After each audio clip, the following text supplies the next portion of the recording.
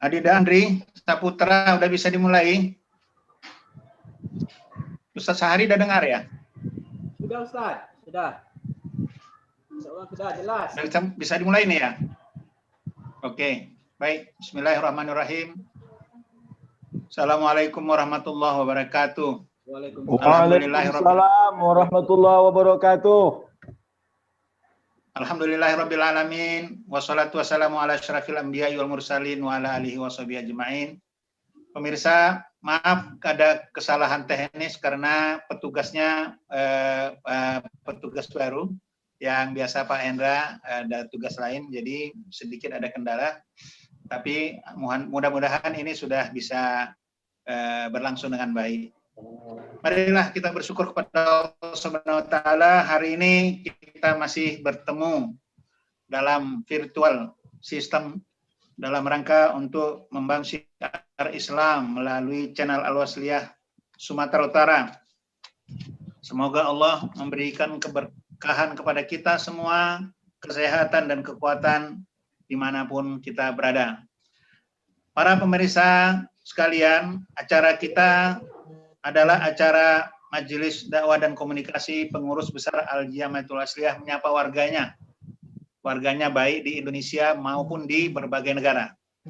Sudah beberapa tamu yang diundang dari berbagai kalangan, baik dari Nahdlatul Ulama, dari Muhammadiyah, dari Dewan Dakwah, terutama dari warga Al-Wasliyah Sumatera Utara. Minggu yang lalu kita bertemu dengan warga Al-Wasliyah yang berdakwah di Tanah Karo.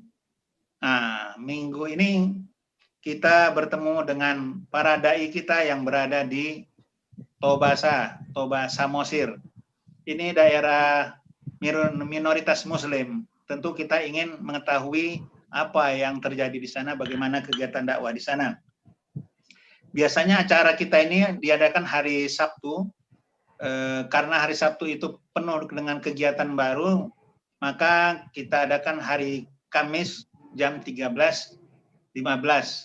Tapi hari ini ada terlambat 10 menit, nanti kita tambah waktunya 10 menit. Jadi acara kita ini dialog 1 jam atau kurang dari itu, dan kita nanti minta komentar dari tamu-tamu yang hadir, terutama nanti dari Ustadz Junaidi sebagai tuan rumah, kita minta komentarnya setelah diadakan dialog acara ini.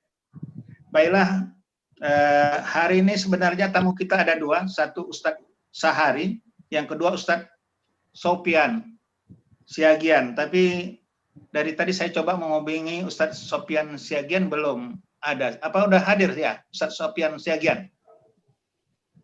Belum ya? Baiklah, sambil berjalan nanti belum ya, mudah-mudahan nanti sambil berjalan beliau muncul, kita akan ajak dialog. Hadirin sekalian, ini pembicaraan kita hari ini ada yang sangat istimewa karena kita berbicara dakwah di daerah Tanah Batak. Saya pun orang Batak, marga saya Ritonga, tapi saya lama lahir di daerah Melayu, besar di daerah Melayu, jadi casingnya Melayu, tapi darahnya tetap darah Batak. Marga saya Ritonga. Ritonga sama Sregar sama itu. Jadi Siagian, kalau Siagian itu Ustaz Sofian itu adik saya. Yang angginya. Baiklah, judul kita hari ini pun sangat menarik, yaitu aku mewakafkan diri untuk dakwah di daerah pedalaman. Biasanya para dai-dai itu asalnya dari kampung, kemudian kuliah di kota, kepinginnya berdakwah di kota, kalau bisa di luar negeri. Tapi kali ini para dai-dai kita ini beda dari yang biasa. Justru mereka ingin tetap berdakwah di pedalaman karena apa? Nanti kita tanya langsung kepada mereka. Mengapa mereka bahkan bertekad ingin tetap berada di daerah pedalaman untuk melanjutkan dakwah-dakwahnya. Nah, untuk itu mari kita mulai, kita tanya dulu Ustadz Sahari. Assalamualaikum Ustadz Sahari. Waalaikumsalam warahmatullahi wabarakatuh Ustadz. Sehat Ustadz Sahari? Alhamdulillah, berkat doa kita bersama Ustadz. Alhamdulillah, masih diizinkan Allah. Sehat walafiat. Sehat. Kalau suaranya ini kayak suara orang Tanjung Bali Melayu ini. Memang kita begitu Ustaz, memang lingkungan kita dari kecil itu dekat dengan laut Ustaz, samudra. Namun kalau kita, gitu. Baik. Ya, jadi Ustaz udah lama di daerah Tobasa ini? Kita Ustaz di Tobasa ini alhamdulillah cukup lama, boleh dikatakan hampir 32 tahun Ustaz. Dari Masya Allah. 91 ya. Tapi Ustadz bukan orang Batak ya, tapi senang di daerah Batak. Bagi kita Ustadz, dimanapun kita ditempatkan Allah, hati kita yang penting Ustadz. Hati kita, perasaan kita. Kabarnya istrinya yang orang Batak ya, jadi karena cinta sama istri, cinta sama tanah Batak kayaknya. Halo, ini ada delay kayaknya ya. Memang ya begitulah Ustaz, ala situasi yang kita hadapi, pengalaman di daerah minoritas ini sebenarnya membuat senang hati kita untuk lebih banyak mengabdi Ustaz. Artinya kalau kata orang sini, kalau kita ini main minum toba, sulit itu Ustaz. Kata orang-orang sini kalau udah minum. Ustaz sesungguhnya menetap di daerah Tobasa atau menetapnya di daerah lain? Kita dulu Ustaz, sebenarnya kabupaten induk kita itu Tapanuli Utara Ustaz. Jadi dulu kita masih Tapanuli Utara namanya. Kita dulu begitu tamat aliyah waktu itu Kabupaten Asahan, langsung kita merantau ke Siborong-borong, di bawah juga bimbingan Pak Arso. Semasa itu beliau Ketua Pengadilan Agama Kabupaten Tapanuli Utara Ustaz.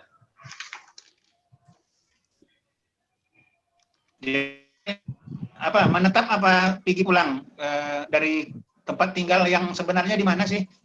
Kalau sekarang di Laguboti Ustaz, Kabupaten Tobasa Musi. Kalau dulu di Borong-Borong, Kabupaten Tapanuli Utara, ada 2 kabupaten udah di jalan Ustaz. Keluarga di mana? Keluarga ikut di Tobasa Samosir atau di tempat lain? Dulu keluarga di sini Ustaz, sampai anak kita lahir yang nomor 1, nomor 2, nomor 3 asli lahir di tanah Batak ini Ustaz. Tapi karena kondisi kesehatan istri kurang mendukung dengan faktor cuaca, jadi beliau disarankan dokter untuk tinggal di daerah panas. Maka kita ambil kebijakan untuk tinggal di daerah panas, yang penting sehat, tapi kita tetap melanjutkan tugas-tugas sebagai dai di wilayah minoritas ini sampai sekarang, insya Allah. Iya, ini kayaknya sinyalnya kurang sempurna ini, jadi tidak terdengar jelas 100%, tapi masih bisa didengar juga. Baik, Ustadz, sekarang tugas kegiatan apa di sana dilakukan?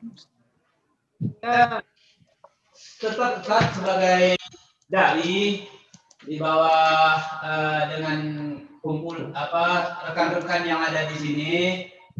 Sekarang masih ada binaan kita di pelosok. Itu kalau dari kota kabupaten kira-kira perjalanan 2-3 jam Ustaz. Masih kita mengisi khutbah Jumat dikumpulkan di situ semua pertemuan umat Islam, begitu juga anak-anak di sana. yang sekarang ini masih tinggal 12 kakak. Itulah yang menjadi pusat perhatian kita. Di samping rekan-rekan sesama dai berbagi tugas Ustaz untuk perhatikan di daerah-daerah pelosok yang sulit tersentuh oleh dai-dai siraman-siraman agama. Sekarang seperti itu Ustaz, tinggal masih di Kecamatan Lagoti. Jadi Ustadz kalau mau menjangkau satu daerah itu bisa sampai 3 jam naik sepeda motor ya? Iya Ustaz. Kalau kita itu biasanya supaya melaksanakan tugas itu harus berangkat pagi. Kita tidak tahu apa yang terjadi di tengah perjalanan. Kalau seandainya kita tepatkan waktu kita berangkat, kita khawatir ada ban bocor, ada rintangan di jalan, sementara jemaah menunggu di sana, makanya kita harus cepat-cepat berangkat. Kalaupun ada tantangan di jalan, kita cepat mengatasinya sehingga masyarakat di sana tidak kecewa. Memang ada sedikit pengalaman Ustaz di tengah hutan, selesai kegiatan, ketika pulang sepeda motor kita kempes, kita pasrah saja, kita jalani saja, sehingga ban kereta itu baling. Tapi ada alhamdulillahnya jarak tempuh untuk sampai ke tempat kampal ban tidak begitu jauh, tapi agak lelah lah, begitulah Ustaz. Tempat yang kita maksud di pedalaman namanya Desa Janji Maria, Kecamatan Borbor. Itu ada sedikit unik pengalaman kita di lapangan, Ustaz. Jadi kalau kendaraan ada problem itu cari bengkel aja susah ya? Susah Ustaz, karena jalan yang kita lalui itu hutan Ustaz. Hutan tanah pinus milik perusahaan. Untuk akses ke sana itu pun dibuat oleh perusahaan untuk mengangkat kayu-kayu besar. Itulah yang kita lalui. Suaranya hilang. Mungkin sinyalnya kurang bagus. Sinyal saudara sekalian. Ya. Nah, itu begitu kondisinya yang kita hadapi, Ustaz. Bisa diulang sedikit, tadi suaranya agak putus. Benar Ustaz, jalan aja, akses aja susah di sana Ustaz. Akses susah, komunikasi juga sinyalnya harus cari di mana ada sinyal. Mereka ke kota itu hanya 1 minggu 1 kali. Daerah pelosok yang kita maksud itu hampir perbatasan dengan Kabupaten Tapanuli Utara, Kabupaten Induk dulu Ustaz. Jadi harapan kita bagaimana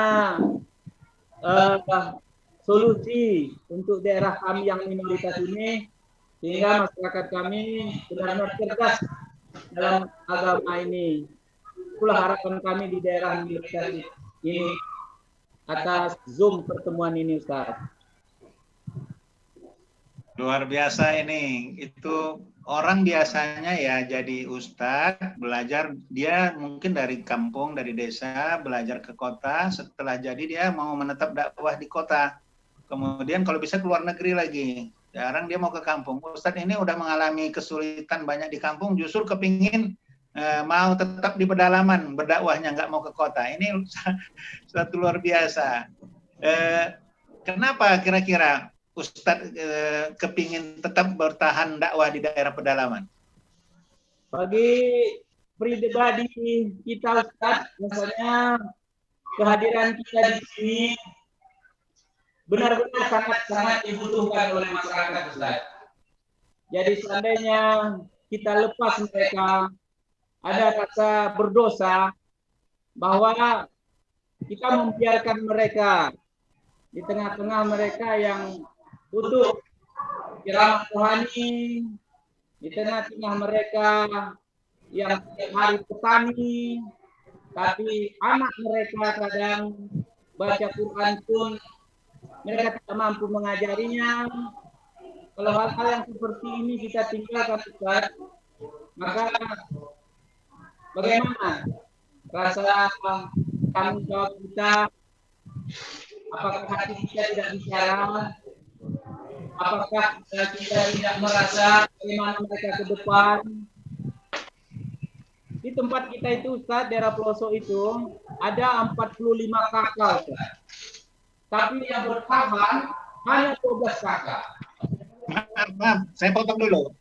Ini pakai Ya, apa? jumlah penduduk yang 45 kakak yang ex-transmigrasi itu tersisa hanya 12 kakak Ustaz. Jadi yang 12 kakak ini mereka kadang-kadang sangat-sangat mengharapkan kehadiran kita. Bahkan mereka telepon, mereka titip pesan agar cepat kita ke sana minimal untuk melaksanakan khutbah Jumat sekaligus dirangkum dengan kegiatan-kegiatan perwiritannya, kemudian TPA-nya, dan dialognya, dan sambutan mereka sangat menyentuh perasaan kita Ustaz.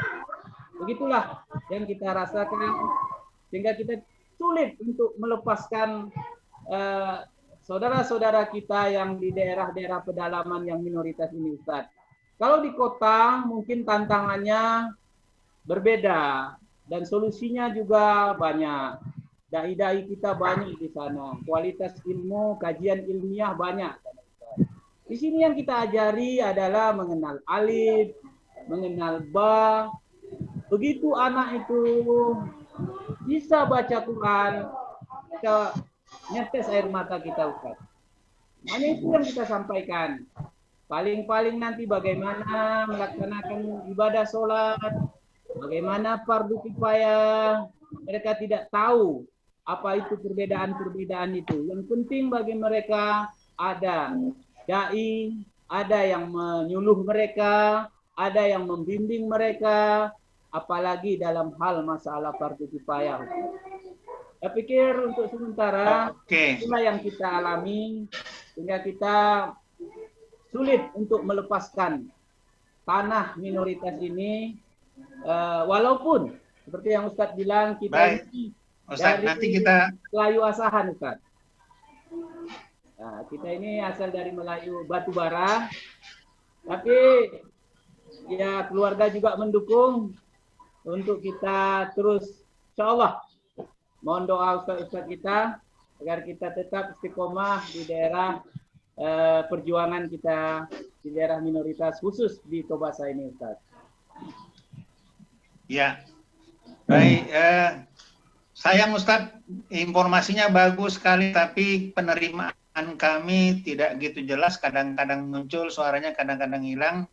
Nanti saya mau tanya lagi Ustadz, karena ini Pak Ustadz Sopian pun sudah ada kelihatannya.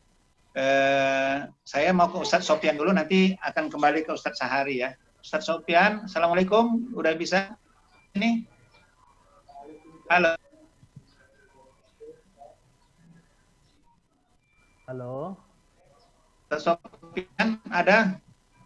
Halo, Assalamualaikum. Halo. Assalamualaikum Ustadz Sopian.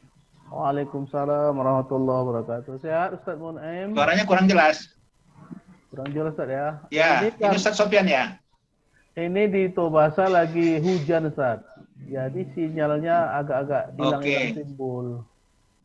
Nah, jadi kalau Ustadz ya, jadi kita bisa maklumi lah. Kalau semalam alhamdulillah cuaca cerah, jadi sinyal pun bagus. Oh gitu. Itulah kondisi kami di Toba ini. Dalam hitungan menit bisa berubah cuaca itu. Masya Allah. Yang insya Allah, tapi sehat-sehat ya Ustadz ya? Insya Allah sehat. Yang penting cuaca hati tetap cuaca jihad sabil al-falah. Iya, ini luar biasa ini Ustadz Sopian. Judul kita ini, aku tetap berniat mau mewakafkan diriku, tetap berdakwah di daerah pedalaman. Ini sesuatu yang menarik ini. Masyarakat kepingin banyak tahu nih, kok bisa begini. Biasanya orang kepingin berebut-rebut dakwah di kota. Kalau bisa keluar negeri. Iya, Ustaz. Cuman tadi saya udah tanya sama Ustadz Sahari, kenapa sampai begitu malah kepingin niat. Kalau Ustadz Sopian sama nggak niatnya? Tapi sebelum itu Ustaz, saya koreksi sedikit. Ini saya juga buka channel YouTube kita, Wasliyah. Nah, di situ saya dibuat sebagai wakil ketua Isarah Kabupaten Karo. Minta koreksi nanti sedikit. Sebenarnya saya wakil sekretaris Al-Wasliyahnya, Al-Jamiahnya. Oh, wakil sekretaris ya. Kabupaten Toba Samosir. Nah, itu Baik. Alhamdulillah Ustaz. Tapi sebelum saya tegur dulu ini, kayaknya ada Ustaz Junaidi ini. Alhamdulillah, makasih banyak Ustaz Junaidi. Salam kenal. Sama-sama, insya Allah. Akhirnya orang Batubara kumpulnya di Toba ini ya. Iya. Ini sama-sama orang Iya, Batubara. sebelum saya sampaikan, saya memang aslinya Tanjung Balai. Tapi sekarang ini karena orang rumah orang Batubara, jadi kembali ke pangkuan di Batubara. Karena Tanjung Balai sudah habis. Pangkuan Pertiwi ya. Pangkuan istri. Ustaz Junaidi juga Mertua ada orang hari ini. Sungai Balai, orang Ustaz. Toba. Kalau orang apa istri orang Samosir. Orang Batubara juga, Ustaz. Orang Itu Batubara. yang asli. Oh, orang Batubara juga. Iya. Jadi Siagian ini Siagian Batubara ya, bukan Siagian Pulau Samosir ya. Siagian Tanjung Balai, Ustaz. Tanjung Balai. Berarti Ustadz Sofyan ini adik saya Ritonga. Siagian tuh si Anggian, yang si Angginya, adiknya. Benar tuh ya? Betul, Ustaz, betul. Nah, kalau si Regar abang kita. Betul. Jadi semalam, minggu yang lalu saya Dewan Hakim MTQ di Tapsel, rata-rata manggil adik gitu kan. Karena si Anggian itu yang paling kecil ya kan, Ustaz? Oh gitu ya. Inilah ada plus minusnya pakai marga ini. Betul, Kalau Ustaz. kita yang paling kecil, walaupun kita udah dewasa, udah orang tua, kalau dia memang Siagian, ada jumpa sama Ritong atau Seregar, tetap aja jadi adik di sana.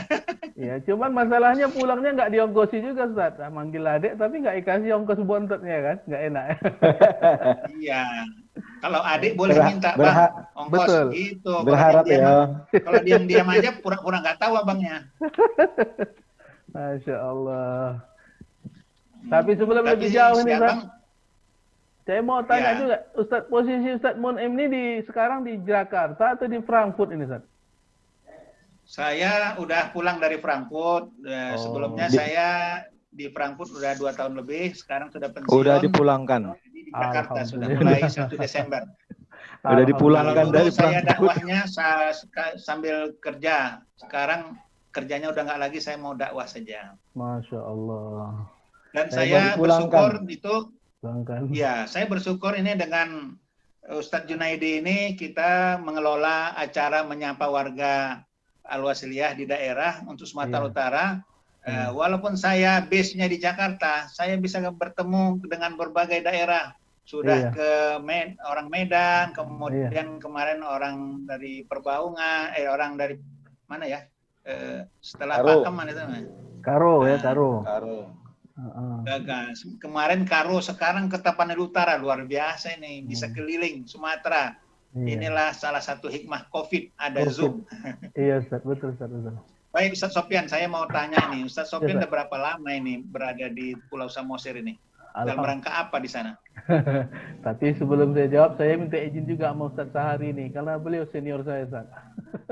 Oh gitu. Saya, Alhamdulillah, di Toba ini baru 20 tahun, Ustaz. Baru, Masya Allah. Jalan Luar 21 ini. Insya Allah kami masuk itu Januari 2001. Jadi sekarang sudah Januari 2021. Genaplah 20 tahun. Alhamdulillah. Ya jujur saya katakan Ustaz. Kalau dibanding ghirah dakwah saya dengan Ustaz Sahari, jauh lebih tinggi Ustaz Sahari. Kenapa? Karena beliau kemari itu lillahi ta'ala. Penempatan itu memang dari Dewan Dakwah atau kelompok dakwah. Kalau saya memang kemarin itu murni karena lulus PNS kan gitu. Walaupun pada akhirnya kami alhamdulillah disatukan Allah dalam satu wadah gerakan dakwah di minoritas ini. Itu yang saya syukuri, maka saya banyak belajar dari beliau dan mudah-mudahan beliau pun merasakan itu. Gitu. Jadi sudah lebih kurang 20 tahun perkembangan dakwah yang kita bangun di sini tentunya asam manisnya ya, pahit getirnya sudah dirasakan, dan alhamdulillah kami sudah keliling. Saya sempat juga ditugaskan hampir setahun di Kabupaten Samosir sekarang, Ustaz. Tepatnya menjadi kepala KUA di Pangururan hampir setahun. Dan memang watak orang Batak ini pada umumnya sebenarnya sama ya. Memang pas lah itu Batak itu banyak gertak gitu kan. Pada mula jumpa mungkin kita lihat kasar gitu kan. Begitu kita sudah tegur sapa, ya udah enak aja, santai aja bercengkrama. Apalagi kalau mereka tahu kita ini orangnya bermarga kan, wah hormat mereka. Terus mencari paradatan ya. Mencari di mana ketemu silsilahnya. Apakah di marga, apakah di agama, apakah di budaya lainnya kan, kebiasaan kan gitu. Makanya kami pun sama sehari ini kami kasih dia marga. Jadi marganya tergantung situasi, Ustaz. Kalau hari ini dia di Lagubuti, marganya Aruan. Bukan marga. Dulu Bukan batu bara. batu bara kan di selatan. Ini sama dengan diplomat ini, Ustaz. Betul. Diplomat itu kalau mau kerjasama, yang dilihatnya persamaan dulu, bukan perbedaan. Betul. Dari persamaan itulah dia mulai kerjasama. Kalau dilihat dari perbedaan bisa nggak jadi kerjasamanya. Betul. Kalau manusia itu memang selalu ada bedanya. Tapi dalam melakukan negosiasi, perundingan atau mau kerjasama, jangan dilihat perbedaan dulu, persamaan dulu. Jadi watak orang Batak ini kelihatannya ada juga watak diplomatnya ya. Betul, Ustaz. Makanya orang Batak kan banyak yang jadi pengacara kan. Karena bahasa keras nanti lama-lama abiado. Sokan mah, bisa berdamai. Pengacara beda sama diplomat, Ustaz. Kalau pengacara itu memang perlu menyerang, perlu berani, perlu keras, perlu tegas. Tapi kalau diplomat tidak. Diplomat ini orangnya harus santun, lembut, senyum, nggak pernah kelihatan ada kekesalan, kebencian. Walaupun marah-marahan kayaknya tenang-tenang aja, ya itu diplomat. Betul, Ustaz. Tapi sisi orang Batak memang katanya dari sisi ini agak kurang bisa jadi diplomat. Tapi tadinya itu di mana sisi mana bisa jadi diplomat? Orang Batak ini kalau ketemu bukan perbedaan yang dilihat, persamaan dulu. Dia apa kabar? Di mana kampung kau? Udah makan kau katanya. Benar gitu ya? Betul, Ustaz. Nah, jadi dilihat persamaan dulu, diajak makan, dijadikan keluarga dulu. Kan enak memulai bicaranya. Kalau kita orang Sumatera, paham orang Batak, kita enak sekali berteman sama orang Batak. Tapi kalau orang di Pulau Jawa, awal-awalnya dia takut sama orang Batak ini karena suaranya aja udah keras. Bicaranya tegas gitu kan. Betul. Baik Ustaz, kalau gitu kita hadirin ini kepingin tahu nih banyak ini tentang dakwah di sana. Menurut Ustaz,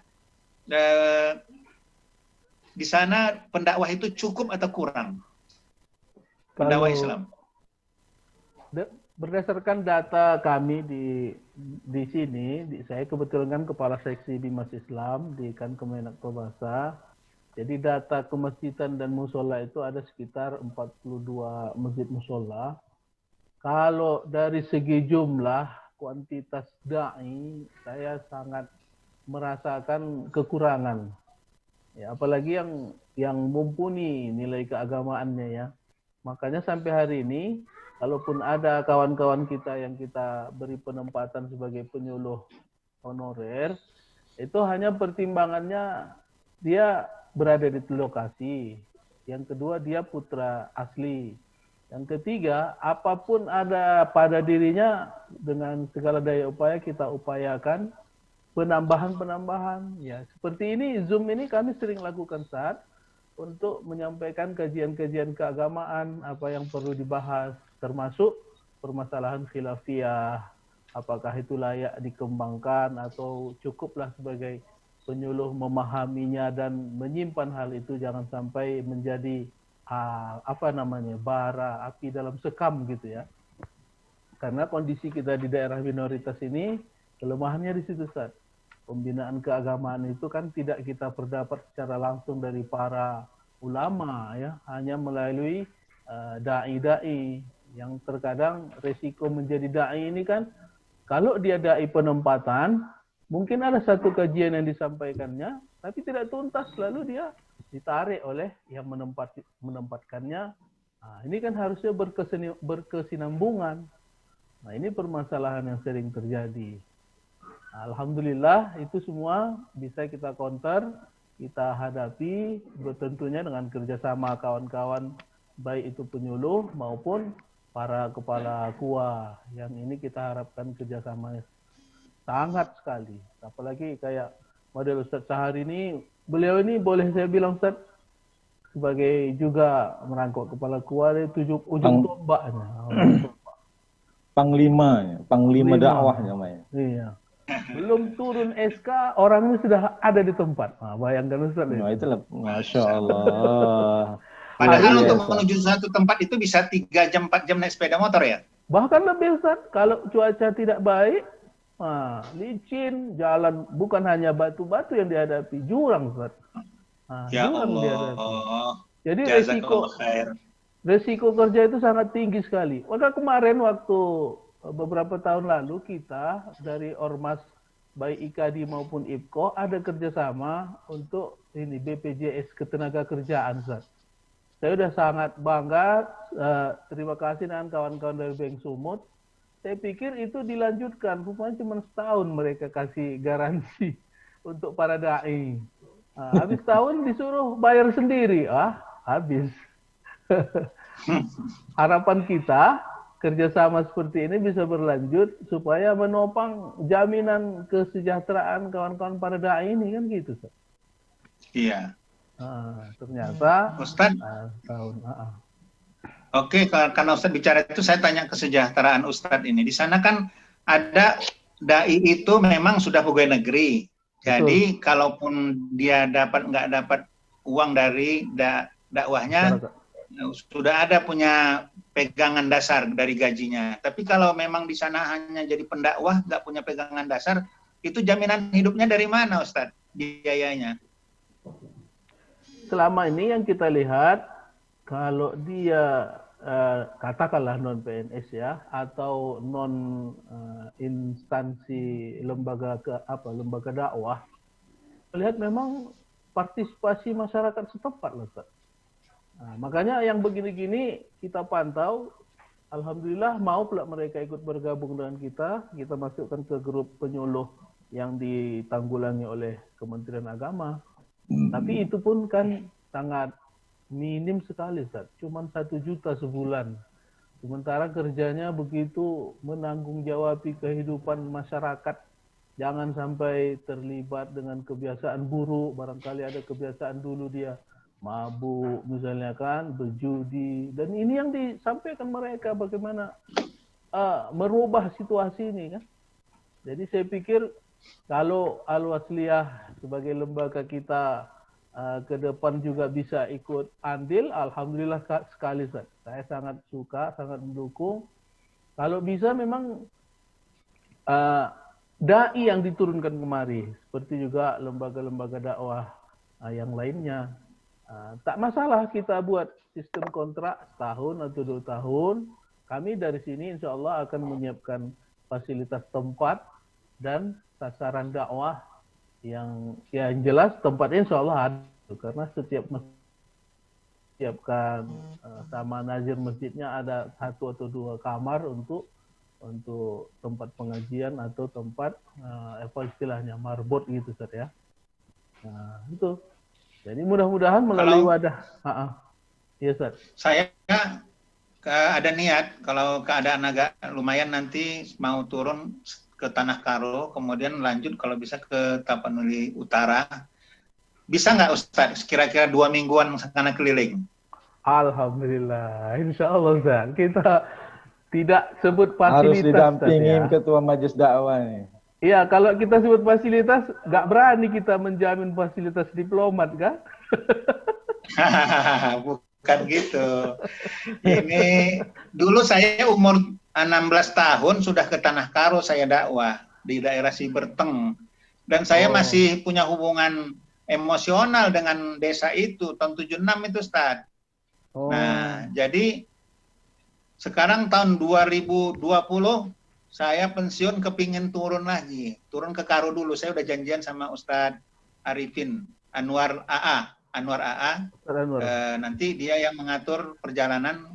Kemudian kemarin saya dialog dengan Ustadz Soleh. Siap katanya, nanti kita atur perjalanan. Nanti mana tahu rezekinya bagus dan sehat-sehat, saya lanjut ke Tapanuli Utara. Ustadz bisa mengatur perjalanannya, Ustadz. Insya Allah, Ustaz. Insya Allah. Kami akan kerjasama dengan Ustaz Sahari. Kemana lumbung-lumbung umat Islam yang butuh siraman rohani, dan bukan hanya itu sebenarnya, mereka juga butuh melihat siapa itu yang datang, itu siapa ya, kira-kira gitu kan. Walaupun di kota mungkin tak besar gitu, tapi kalau udah sampai ke kampung insya Allah jadi raja. Jadi saya kan salah satu wakil ketua Majelis Dakwah di Majelis Ulama Indonesia Pusat. Nanti mungkin Majelis Ulama Indonesia Pusat ditambah mungkin kalau saya dakwah di setelah Muktamar Wasliyah saya tetap di dakwah, nanti tetap nama Al-Wasliyah. Kita turun. Selama ini kan saya kelilingnya di Eropa, Ustaz, ke Inggris, ke Jerman. Di Jerman itu ke berbagai kota. Nah, sekarang tukar. Saya mau ke kampung-kampung. Biar saya tahu apa yang Ustadz alami di sana. Saya bisa mengatakan sekarang bagaimana naik sepeda motor itu kalau jalannya lagi hujan. Masuk, mau jalan didorong-dorong. Saya tahu itu. Jadi, ganas alam, ya kan, Tapanuli Utara itu pemandangan alamnya indah, tapi jalannya tak beraspal. Kalau hujan berlobang-lobang, kalau naik sepeda motor saya bisa bayangkan begitu kerasnya. Kalau dikasih upah saya menuju satu tempat 10 juta mungkin saya nggak. Masya Allah. Iya, Ustaz. Halo, agak-agak putus suaranya, Ustaz, sinyalnya. Insya Allah, Ustaz, kita akan siapkan ada yang bisa dibantu tenaga upaya untuk kesuksesan dakwah itu, karena apapun ceritanya itu yang paling utama kan.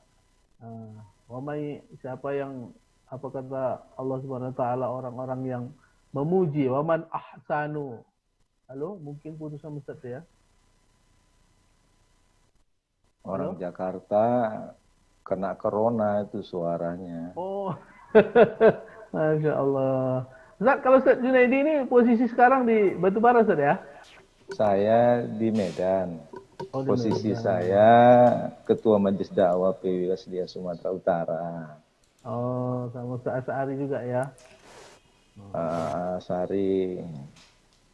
Ustaz Mun'imnya sedang keluar dari Zoom. Mungkin gangguan jaringan, Ustaz. Oh, tak apa-apa. Kita tunggu, Ustaz ya. Iya, kami aja lah yang bercakap dulu nih. Siap, Ustaz. Cakap orang kampung. Teringatnya gini, Ustaz Sopyan sama Ustaz Sari. Ya, Ustaz. Minta jadwalkan untuk safari Isra Mi'raj, mungkin dalam rangka untuk Isra Mi'raj di bulan Maret, itu PW Wasliyah Sumatera Utara kan mau safari sekali saja.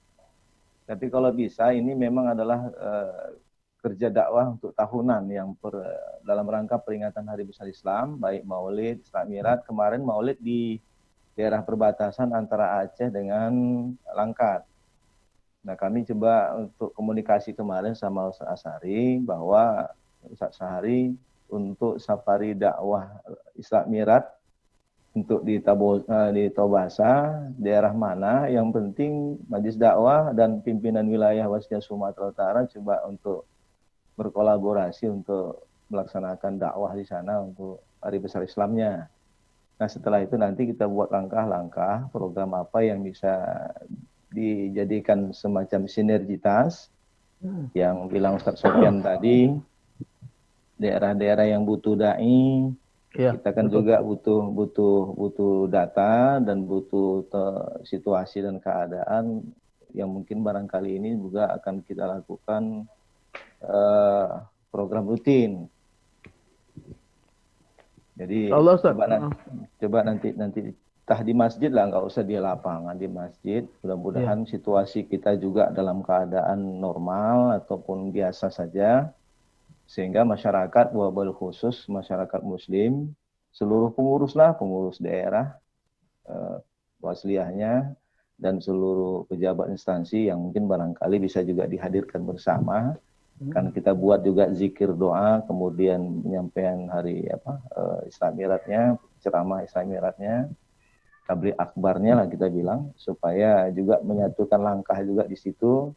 Kalaupun bisa nanti besoknya acara hari sore kami sudah sampai, dan kalau acaranya bisa pagi, kalau bisa siang, jangan malam, karena situasi pun boleh jadi kalaupun malam kan agak gelap, kemudian kondisi masyarakat kita jauh dari mana-mana. Kalau betul.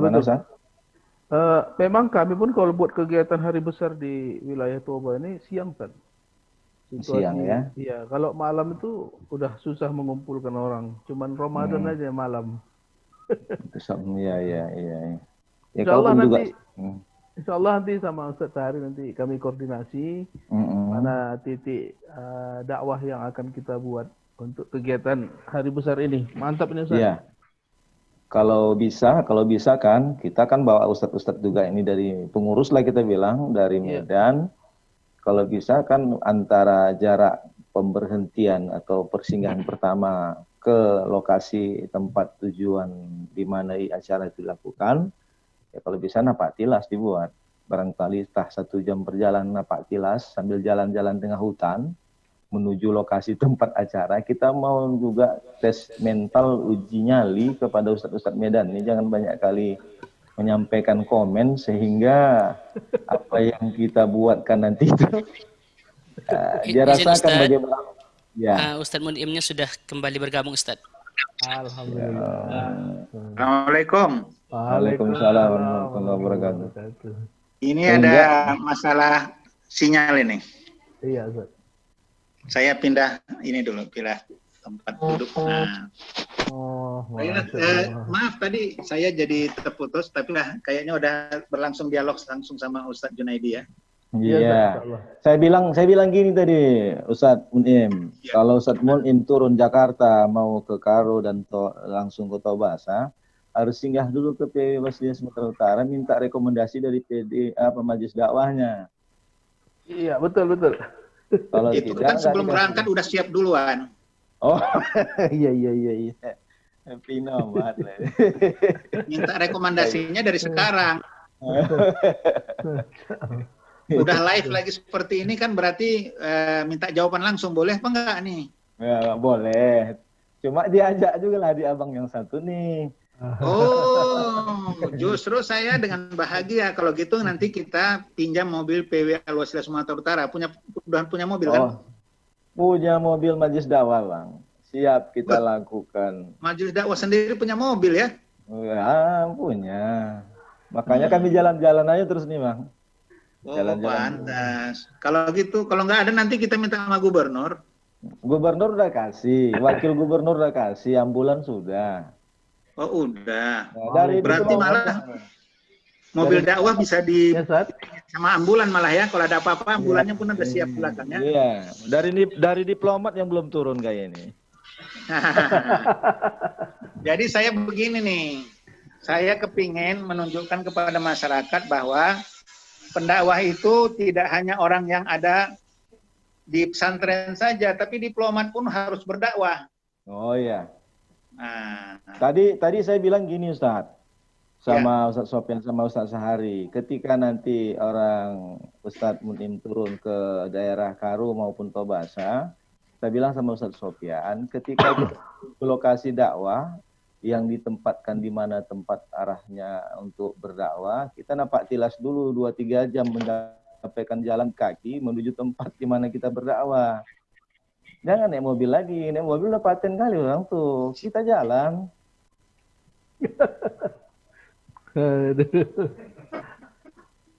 Tapi gini, saya kan nggak muda lagi seperti Ustadz Junaidi. Jadi tak bisa lagi. Kalau dulu saya waktu di Karo 7 kilo kami jalan. Ya, sesungguhnya sebenarnya belum dicoba. Hilang lagi suaranya. Belum dicoba. Kalau dicoba, insya Allah kami ini pula yang kalah. Oke, siap. Insya Allah kita jalan sesanggup kita, karena Ya. kalau kita bersemangat, berniat, maaf ya saya cari lokasi karena di depan ribut, di dalam saya ada studio ini, tapi studio saya sinyalnya berubah-ubah. Oke, Iya, Ustaz. studio saya baru selesai karena di depan itu ribut selalu. Nah ini kan coba tutupkan dulu pintunya, maaf ya. Jadi saya berubah-ubah, sorry ya. Ini sinyalnya kalau saya kemari ditukar lagi, tapi ini nggak tahu kenapa ada gangguan, biasanya bagus. Baiklah, kira-kira menurut Ustaz Junaidi kapan saya bisa turun? Yang Kapan kita bisa pertama situasi dan keadaan kalau kita bagusnya sebelum Ramadan atau di menjelang Ramadan. Karena itu nilai pahalanya dilipat gandakan luar biasa. Saya mau cari itu. Yang kedua, mungkin sinyal abang tadi itu sudah hampir kena corona Jakarta, jadi sehingga putus-putus.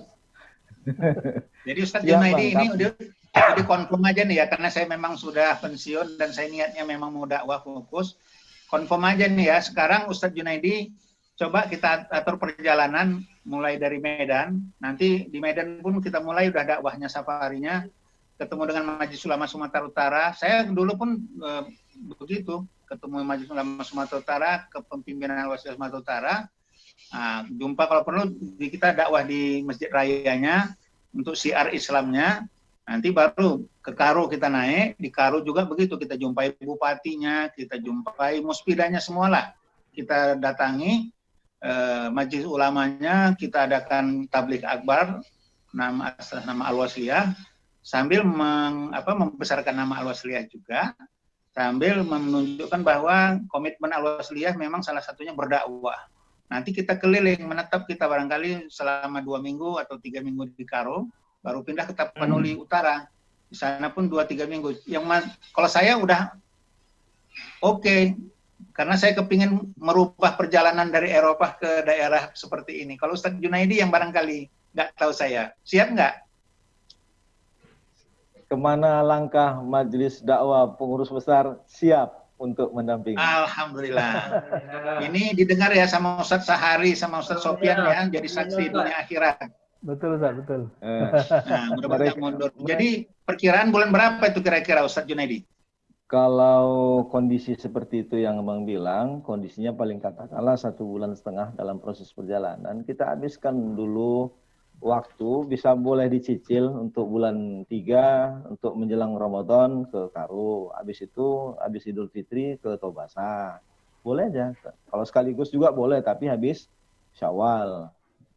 Gini aja Ustaz bicarakan dulu sama di PB Al-Wasliyah Sumatera Utara, jadwalkan, nanti infokan ke saya, insya Allah saya turun. Boleh. Habis muktamar lah Bang, tanggal 18 sampai 21 bulan 2 muktamar.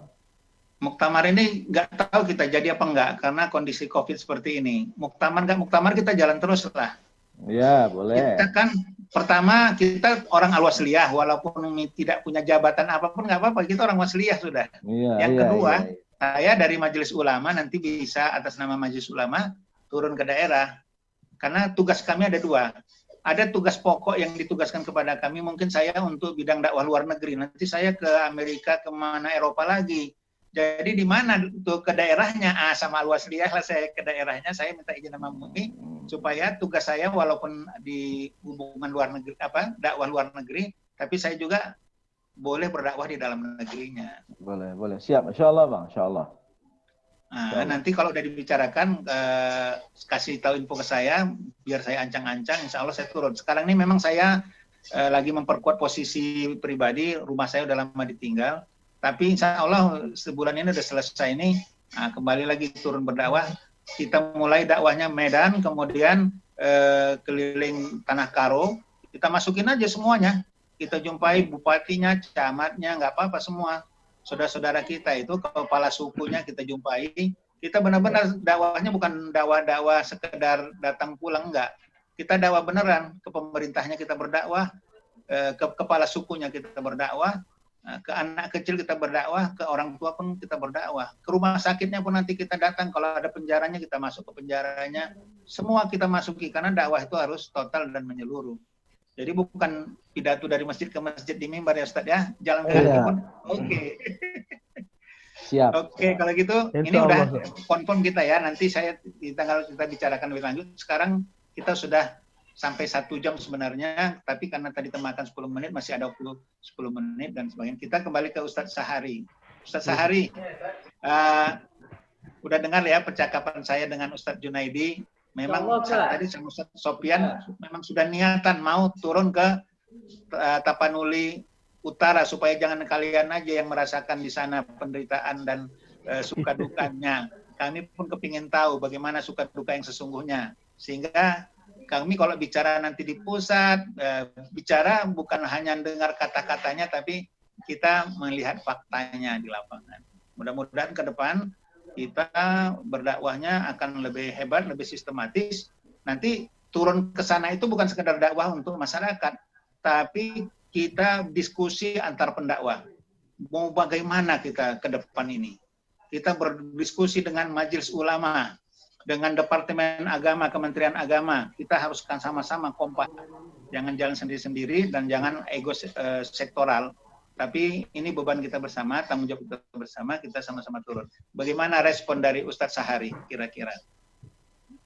Ya, alhamdulillah Ustadz, kalau ada hal seperti itu, kami pun di daerah yang dari ini merasa datang lagi semangat, datang lagi ruh, datang lagi gairah, datang lagi pengembira, sehingga tidak lagi goyah hati kami untuk tinggal di daerah minoritas ini yang mungkin yang kami hadapi belumlah seberapa, belumlah sukses, dan walaupun dakwah itu tidak ada batas waktunya sampai kita cabut ruh ini dari badan ini. Kami di daerah minoritas ini, dai-dai yang di sini betul-betul terharu, Ustaz, kalau program ini terjalan, terlaksana, dan kami siap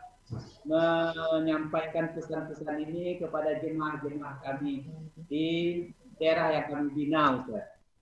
Nah, inilah mungkin doa para jemaah kami, bahwa kehadiran sosok khususnya Al-Wasliyah, pengurus, Ustaz yang di Jakarta, tolonglah perhatikan kami di daerah minoritas ini, agar kami benar-benar, oh rupanya saudara kami, oh rupanya perhatian dari saudara-saudara kami, kami tidak sendiri. Itulah harapan dan doa kami. Insya Allah Ustaz, kita akan sampaikan kepada jemaah kita yang menunggu kita semua. Insya Allah Ustaz. Oke, jadi ini niat saya ya, niat saya nanti turun tuh kita pakai mobilnya pun kita buat tulisan itu, Safari Dakwah Al-Wasliyah dan MUI dari pusat Jakarta. Nah, kemudian kita buat film-film pendeknya nanti, setiap singgah satu tempat kita buat filmnya.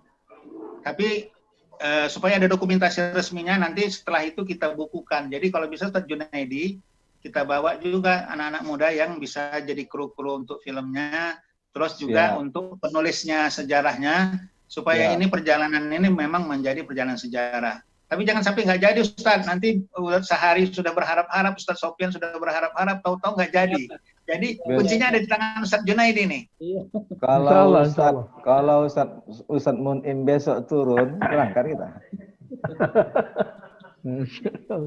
Saya nyiapkan badan saya. Saya nanti datang. Kalau di Sumatera Utara urusan Ustadz Junaidi lah itu ya, nanti kendaraannya, di mana kita nginap, nanti konsumsinya bagaimana, nanti kita bicarakan selama dalam perjalanan itu. Tapi biasanya begini, ini pengalaman saya, rezeki orang dakwah itu beda. Walaupun kita nggak ada anggaran, nanti makan juga yang kita itu di jalan. Insya Allah, Ustaz. Betul. Tapi kalau sekedar makan, ada lah untuk uang makan. Kita nggak perlu uang dikasih orang amplop untuk uang lelah, kita nggak ada itu. Insya Allah kita minta dari Allah aja nanti rezekinya. Tapi kita perlu fasilitas kendaraan, mungkin bensinnya, nginapnya di mana, makannya bagaimana. Cuma itu aja, nanti kita bicarakan. Tapi selalu ada aja itu Pak Ustadz, yang penting niat.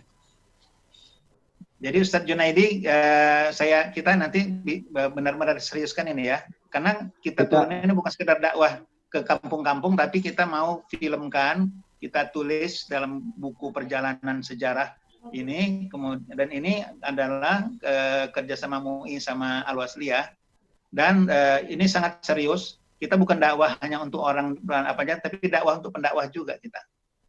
Gimana Ustadz Junaidi? Siap. Tinggal Oke, kita tanya Ustadz Sofyan dulu kalau gitu. Ustadz Sofyan mana? Masih ada? Insya Allah Ustadz, saya mengikuti terus. Jadi apa yang sudah kita cita-citakan ini semoga Allah dengar dan Allah kabulkan.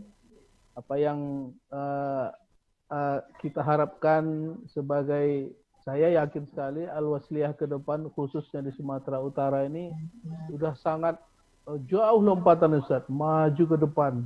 Memang terutama juga saya berterima kasih kepada Tuan Dedi yang ternyata setelah ditelusuri Tuan Dedi ini rupanya hampir sekelas dengan orang rumah saya juga di Al-Wasliyah Medan. Jadi ya jujur saya katakan Ustaz, saya secara struktural memang posisi Wasliyah di Toba masih ya karena kita menghargai senior gitu ya. Nah, saya ambil posisi wakil sekretaris saja supaya bisa lebih bebas bergerak. Tapi kalau ditanya kulturnya, anak saya yang nomor 1 di Kismul Ali Ustaz, Al-Wasliyah. Nah, yang nomor 2 juga Kismul Ali Berbaungan. Jadi insya Allah tidak ada, kalau dibelah dada kita ini, Wasliyah itu berbunyi mungkin deh, Wasliyah. Ketua PD Wasliyah di Toba Samosir siapa? Itulah masalahnya kemarin, ketika pas pemilihan, disitulah baru SK itu diperdapat. Jadi ketuanya kita sepakat Bang Halasan Simangunsong. Tapi apakah SK ini masih bisa dipertahankan? Nanti bolehlah saya pertanyakan sama Tuan Dedi nanti kalau memang harus. Saya ada juga niat saya bukan hanya dakwah itu. Kita bagaimana berdiskusi tentang destinasi wisata halal di Danau Toba. Kabarnya Ustadz Halasan ini dia punya restoran dan sedang bangun musola katanya ya. Betul.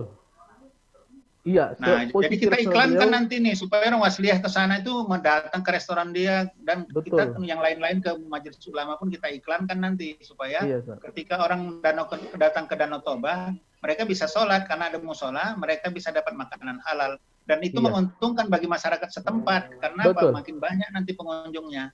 Betul, Ustaz. Dan posisi beliau memang di Bulbul itu strategis sekali. Satu-satunya yang punya musola memang beliau. Dan ada 2 rumah makan yang Islam, tapi beliau yang selalu kita arahkan. Kalau ada kawan-kawan ya jemaah baik dari Medan, pokoknya daerah kita timur, mau bagaimana di Balige, kita arahkan ke tempat beliau.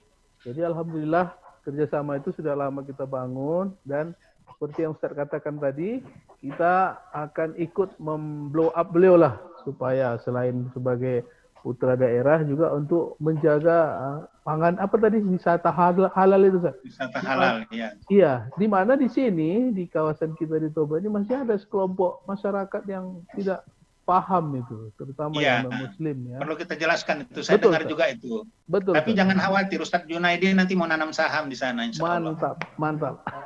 Ya, nanti dia bawa modal itu, biar ada sharing modal sama Ustadz Halasan ya. Insya Allah. Mana tahu nanti ada juga yang berniat membuat musola. Tapi saya juga nanti dakwahnya bukan hanya mau dakwah, kita mau lihat bagaimana rumah ibadah di sana.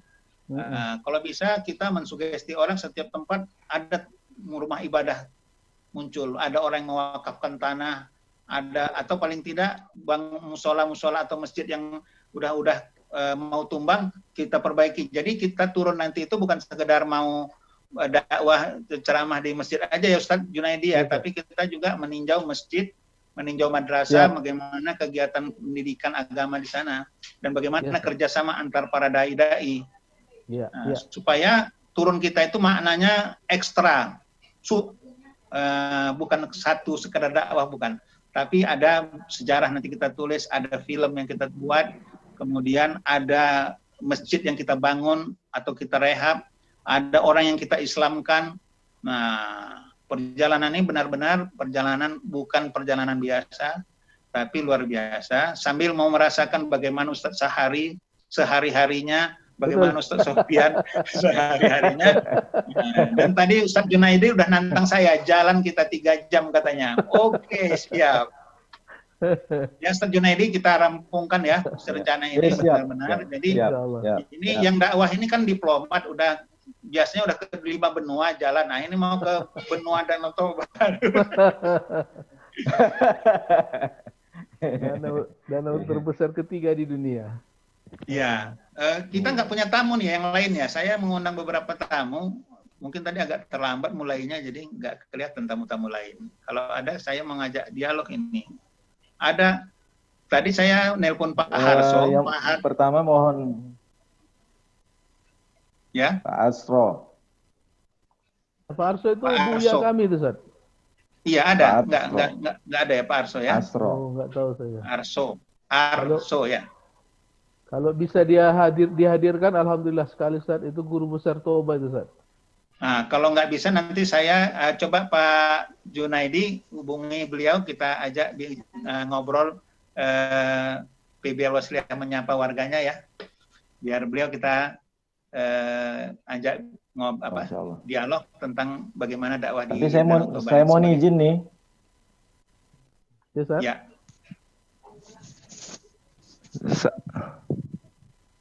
Ya, waktu kita pun sudah habis juga. Saya kira. Jadi Ustaz, saya mohon izin. Saya mau berangkat ke PW, ini ada rapat, saya tinggalkan. Mohon maaf nih. Ya. Mudah-mudahan barokah, hidayah, kita tutup kesehatan aja semua. Nih sekalian Ustaz, karena udah waktunya nih. Baiklah hadirin sekalian, alhamdulillah walaupun tadi ada gangguan teknis dari satelitnya, tapi alhamdulillah berjalan juga dialog kita ini dan ada hasil yang luar biasa. Mudah-mudahan bisa kita laksanakan. Mari kita berdoa sama Allah Subhanahu wa taala, semoga Allah memberikan jalan yang terbaik buat kita. Amin, ya Allah. Dan memberikan kesempatan kepada kita melakukan terbaik di sepanjang hayat kita masih ada di kandung badan. Amin ya Allah. Nasrullah wa fatun qarib wa basyiril mu'minin. Assalamualaikum warahmatullahi wabarakatuh. Waalaikumsalam warahmatullahi wabarakatuh.